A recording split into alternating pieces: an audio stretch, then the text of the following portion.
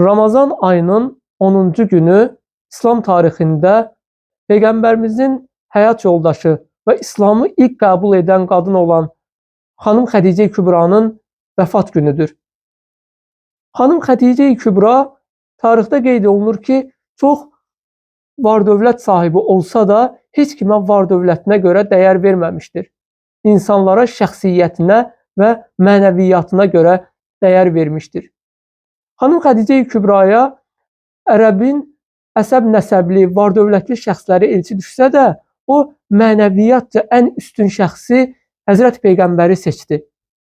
Bu səbəblə də xanım Xədicəyə Məkkənin digər qadınları küslü oldu və onu tərk etdilər və onu tək qoydular. Amma buna baxmayaraq xanım Xədicə Kübra bütün var-dövlətini İslam yolunda xərclədi.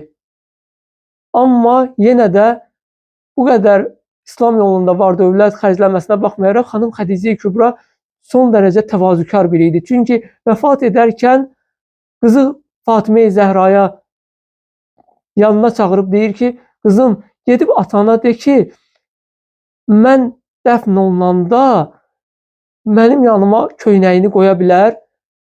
Bu qədər İslam yolunda var-dövlətini xərcləyən, İslam yolunda fədakarlıq edən qadın Peyğəmbərdən öz köynəyini şəfaət üçün istəməkdə təvazükarlıq edir, həya edib utanır.